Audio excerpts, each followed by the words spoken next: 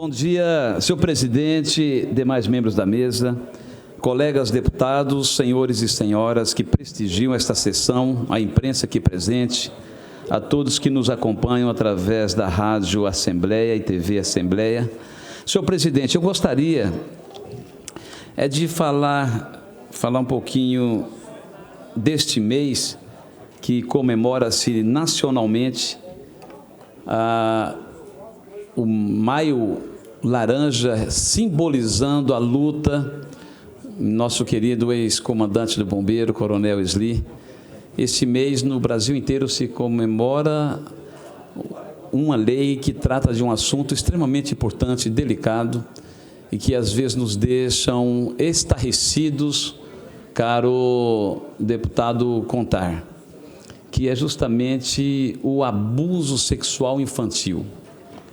Eu intitularia como a mãe dos crimes este daí, porque este é praticado justamente por aqueles que teriam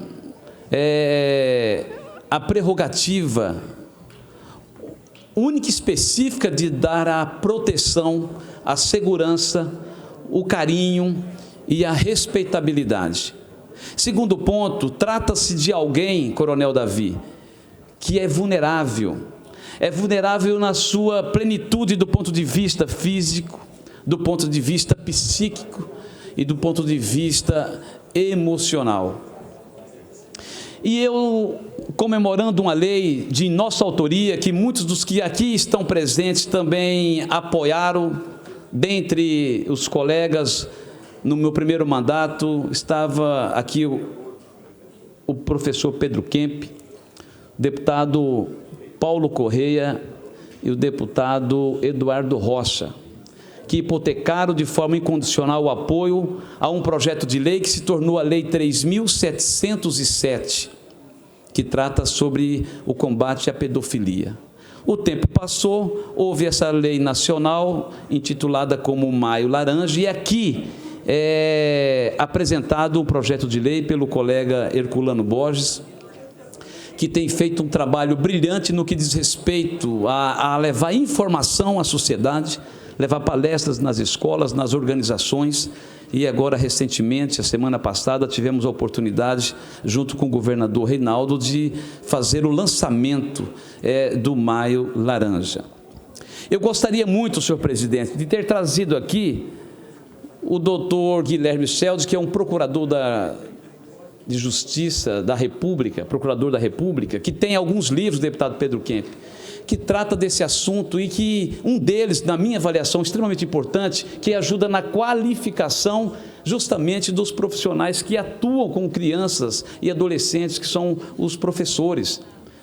Porque esse é um tema tão recorrente na nossa sociedade, e eu tenho aqui os dados da Secretaria de Justiça, Coronel Esli, Vossa Excelência, que até pouco tempo esteve como secretário adjunto, é que nos entristece.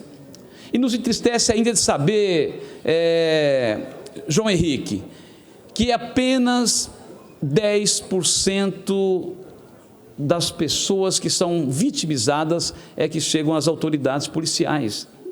E um outro fato extremamente complicado é que justamente onde acontece, praticamente quase que 80% dos casos, é justamente no seio familiar. Então, não é fácil a gente identificar uma criança, um adolescente que estejam passando por esse momento de tão constrangimento, de tanta violência, não apenas do ponto de vista físico, mas pior do que isso é a violência psicológica. Estava dando uma entrevista em uma das rádios daqui do nosso estado, e ao vivo, querido deputado Marçal Filho, Vossa Excelência, que é profissional da área da radiodifusão, uma senhora do assentamento lá do município de Sidrolândia, Gerson Claro, ela ligou, uma senhora chorando ao vivo, dizendo que ela tem uma sequela que está na sua mente, na sua alma, que não consegue cicatrizar, porque a filha dela também foi vítima. Eu fui dar uma palestra no CDB essa semana, junto com a doutora Marília, ela que é delegada titular da DPCA, após o final da palestra, primeiro que no meio da palestra, 2 acadêmicas, Marçal, saíram chorando do anfiteatro do CDB. Acabou a palestra, 5 meninas aproximaram-se da delegada, dizendo que foram vítimas e tal, e como proceder, e perguntando se este crime prescreve, enfim. Então, este é um assunto terrível que, lamentavelmente, acontece com membros de todas as classes da nossa sociedade, do mais pobre ao mais rico, do analfabeto funcional ao pós-doutorado, e nós estamos aqui, fazendo a nossa parte. Eu que sou pai de 5 filhos, tenho 3 netos, eu fico assim a imaginar o quanto a gente ama a família da gente, e de saber que existem esses monstros que às vezes caminhando aí junto conosco na nossa sociedade, e a gente não consegue identificar essas pessoas que têm esse desvio. Isso é um desvio de mentalidade, é uma perversão sexual, uma pessoa que tem um desejo ardente para uma criança, para um bebê, como eu acompanhei um caso em 88 no hospital universitário, um bebê de apenas 10 meses fora estuprado pelo padrasto. Então é algo terrível. Além dessas 2 nossas leis, existe uma lei do colega Coronel Davi, que parabenizo pela iniciativa, que permite com que nós tenhamos no estado de Mato Grosso do Sul a relação desses monstros. E aí, conversando com o Coronel Davi, este projeto, essa lei, já para ser, está já em plenitude, está faltando apenas alguns detalhes do sistema da internet, lá do Tribunal de Justiça, para que a sociedade saibam, tenha conhecimento realmente quem são essas pessoas. Eu gostaria, senhor presidente, em poucas palavras, talvez não usarei o tempo de 30 minutos, mas para apenas passar aqui um extrato da realidade do nosso Estado, que lamentavelmente lidera esse tipo de crime no Brasil. A gente fica muito triste com isso. O Mato Grosso do Sul é referência em várias áreas da nossa sociedade, em várias áreas. Quando a gente vai para a assistência social, apesar de todas as vicissitudes que nós temos enfrentado nesse momento atípico da economia brasileira, mas nós temos aqui a secretária que fora eleita pelo colegiado de secretário de assistência social do Brasil. Foi a Tânia Garibe, agora a Elisa Cléa. A Cecília é presidente também do Fórum da Educação Nacional. Nós temos várias referências importantes. A nossa polícia é uma das melhores, apesar das dificuldades, no que diz respeito à elucidação de crimes de homicídios. Apesar de estarmos próximos da maior fronteira seca da América Latina, o DOF tem sido conhecido e reconhecido pela presteza e pela eficiência, mas nós temos dados, caro líder do governo, Barbosinha, que nos entristece, que nos deixam realmente aterrorizados. Um deles é a violência contra a mulher. Não foi à toa que instalaram aqui a primeira Casa da Mulher Brasileira, à época, pela presidenta Dilma, a prova inequívoca de que vivemos em um Estado machista, que as pessoas precisam ainda aprender a conviver com a tolerância, com o diferente.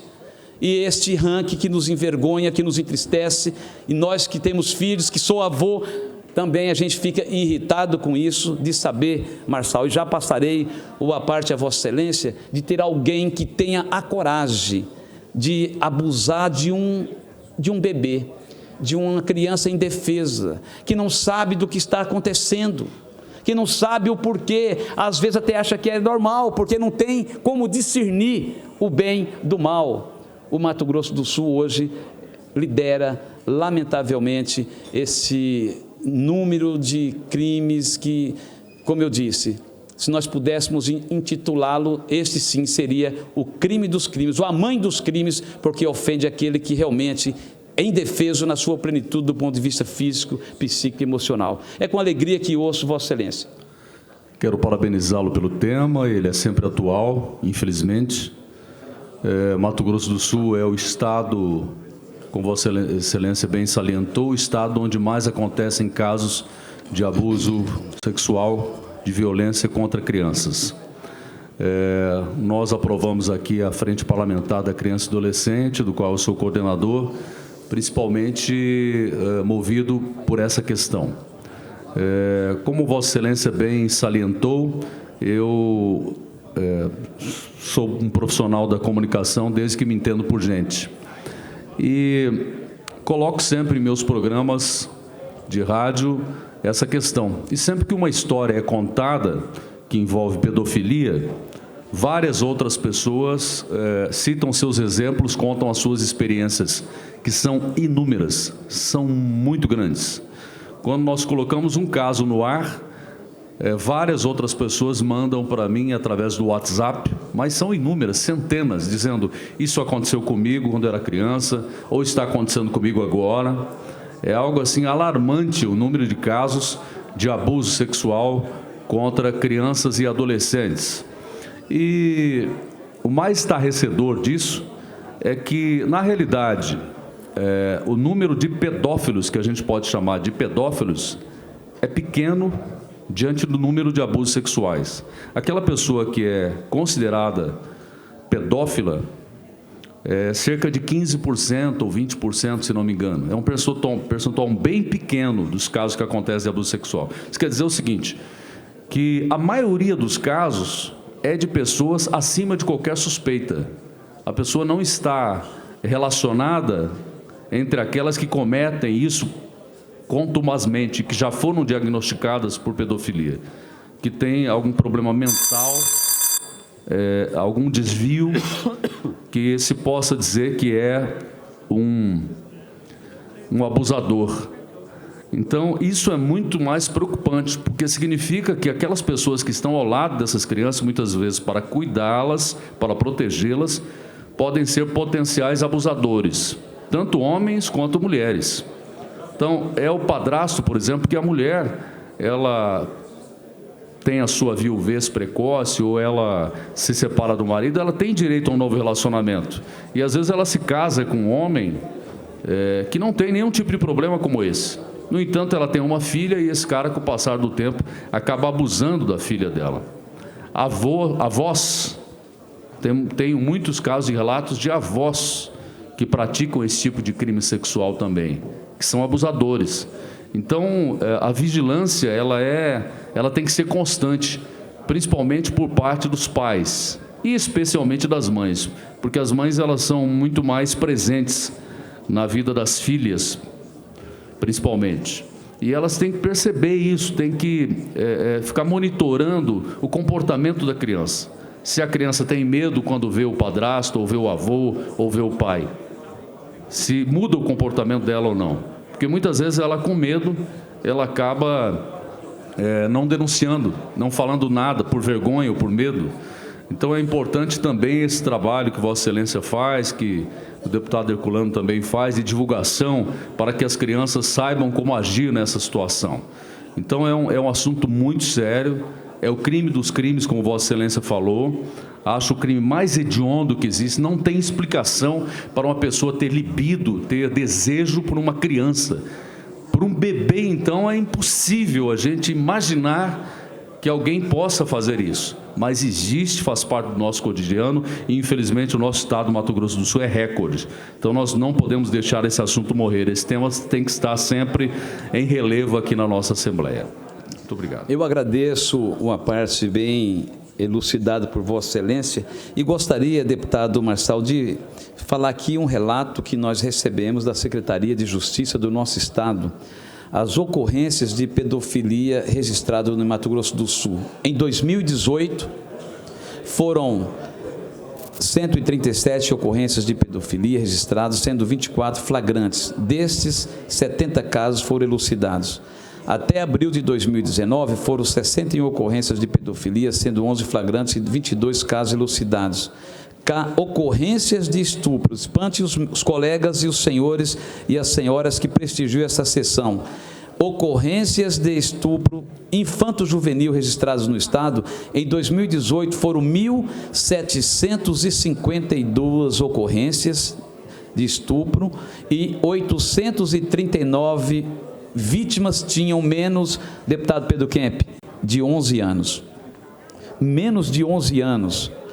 Na capital, 550 casos e no interior, 1.202 casos.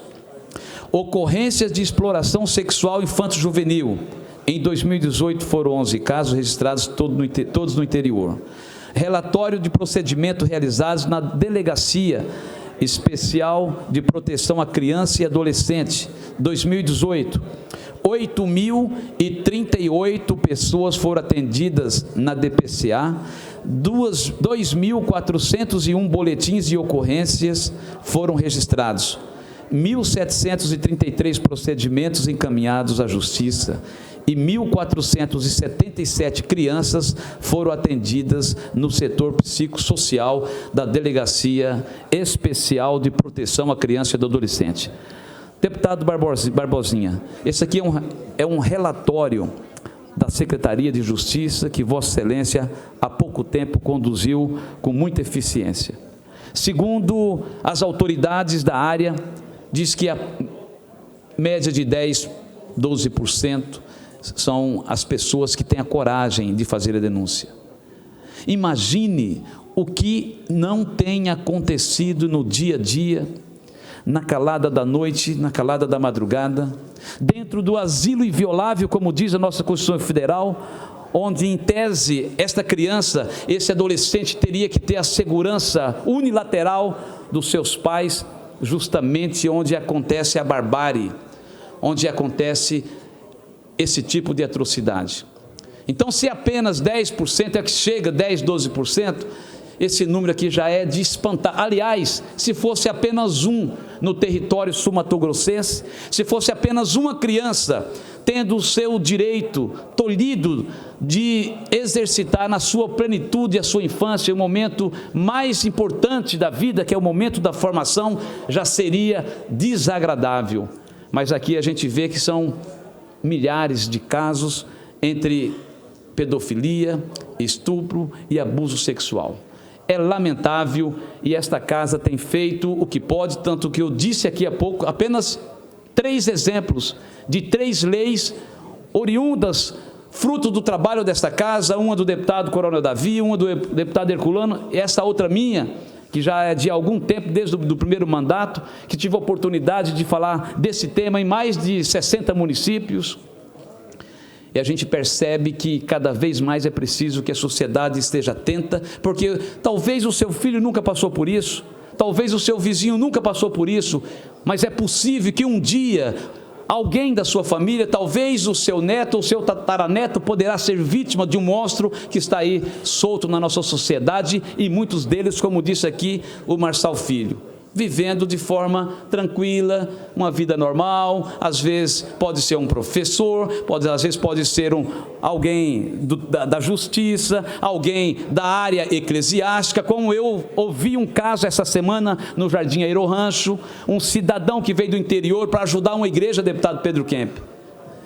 Veio na boa fé daquele que o convidou, de uma comunidade religiosa, e esse indivíduo abusou de 5 crianças, e dentre elas a neta deste líder religioso que o chamou.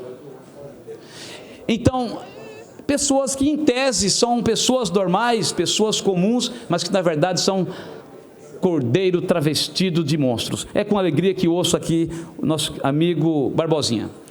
Meu caro e querido deputado professor Rinaldo, parabenizo Vossa Excelência mais uma vez por trazer à tribuna desta casa este assunto tão tormentoso, tão grave, né, e que coloca Mato Grosso do Sul, infelizmente, na liderança e no ranking desses números, proporcionalmente à nossa população. Mas é importante destacar que Mato Grosso do Sul vive um paradoxo, por exemplo, em relação à violência contra a mulher. É o Estado, sem dúvida nenhuma, que tem mais realizado trabalho de empoderamento, de encorajamento da mulher a denunciar os seus agressores, da mesma forma aqueles que agridem os seus filhos.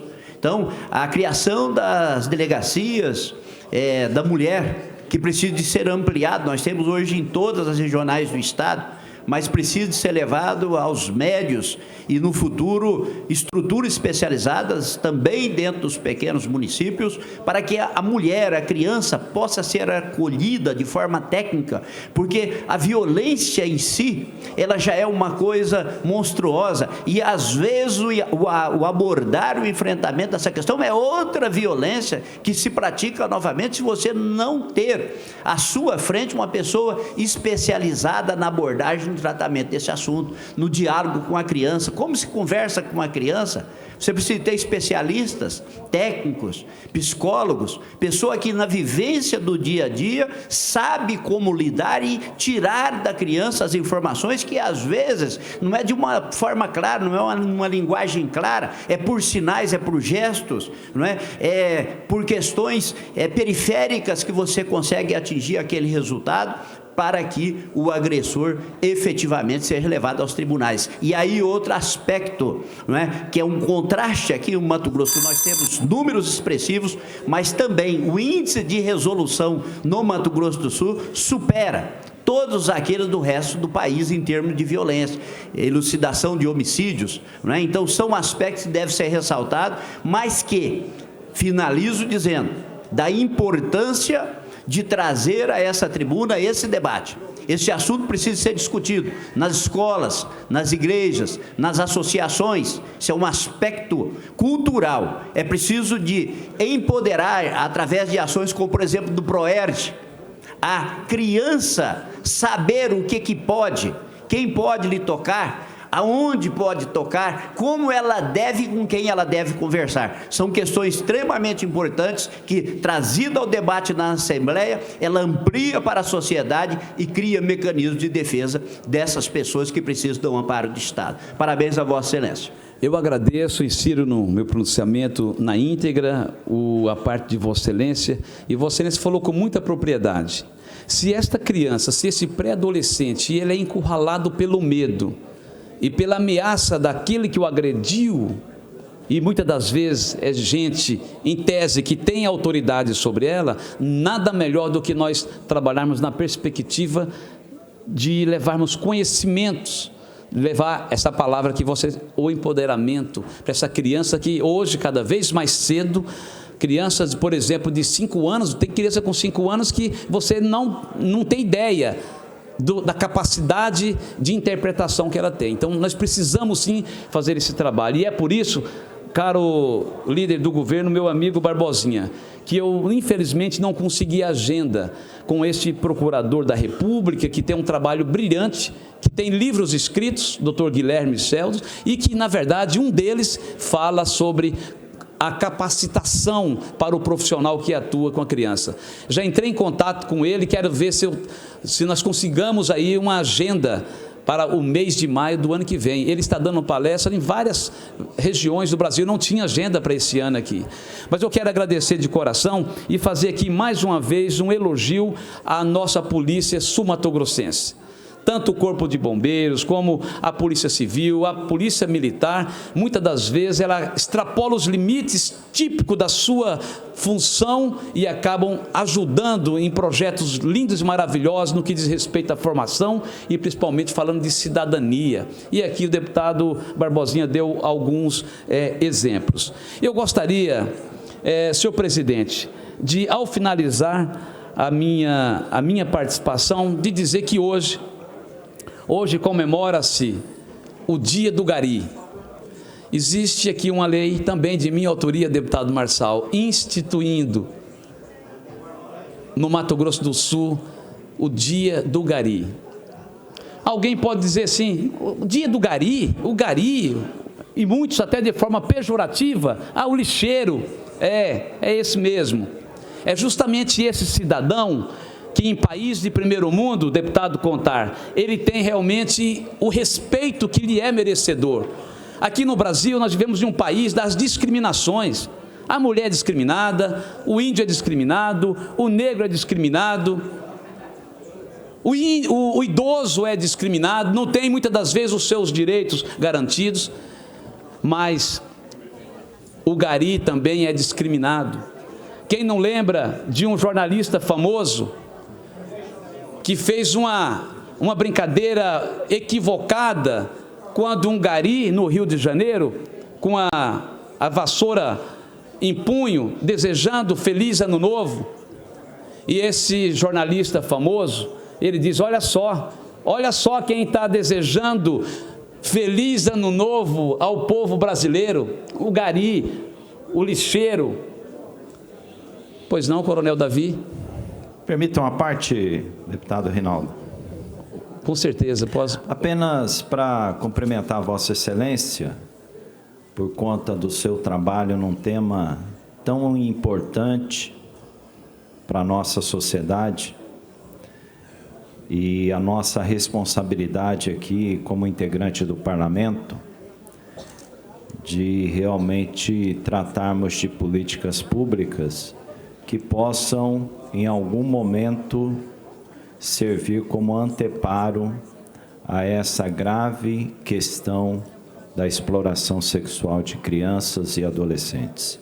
E Vossa Excelência foi muito feliz ao pontuar essa questão e falando dos avanços já feitos por esta casa para o enfrentamento desse crime tão terrível, horrendo, que causa tristeza, infortúnio, não só às crianças atingidas, mas principalmente às famílias.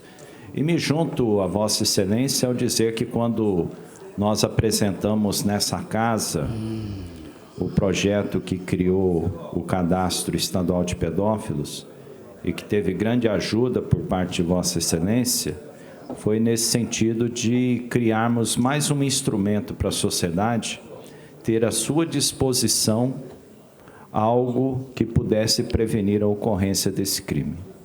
E com o cadastro, que já está em fase de operacionalidade junto à Sejusp, faltando apenas alguns ajustes, vai dar oportunidade para a sociedade saber quem são os pedófilos que tem aqui no Mato Grosso do Sul, que porventura mora na nossa cidade, mora no nosso bairro ou mora na nossa rua, possibilitando assim que as famílias, sabendo quem são essas pessoas cruéis, possam de alguma forma proteger as suas crianças, os seus filhos, e impedindo assim que esse crime aconteça.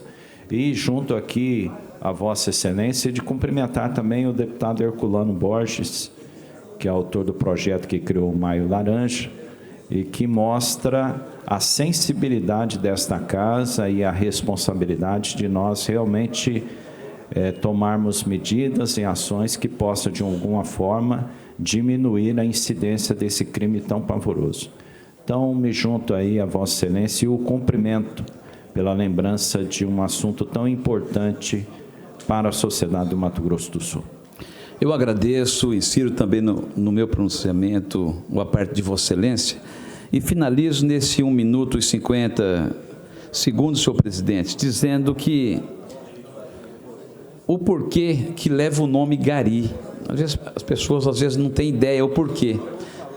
Na época do Brasil colonial, existia um homem francês por nome Pedro Aleixo Gari, que ficou conhecido por ser o fundador da primeira empresa de coleta de lixo nas ruas do Rio de Janeiro, em 1976. Portanto, você quer saber se esse profissional é importante ou não? Quem lembra, deputado Evander, quando o Alcides Bernal, do seu partido, foi prefeito, houve uma greve aqui dos funcionários da Solubre, o deputado Cabal me lembra disso. Mas não demorou 48 horas, Campo Grande estava horrível. A gente via até ratos correndo ali na Afonso Pena por conta do lixo que tinha acumulado. Apodreceu a capital do Mato Grosso do Sul. 48 horas. Para que Vossas Excelências saibam a importância que é, aliás, toda profissão tem a sua a sua eficiência e tem a sua importância. E hoje, 16 de maio, nós não poderíamos de lembrar desta lei de minha autoria, que homenageiam aqueles que de forma anônima, de manhã, de tarde, de noite, às vezes em dia de feriado, correndo atrás do caminhão da Solurb, coletando o lixo que a sociedade produz. A todos os garis, os nossos parabéns.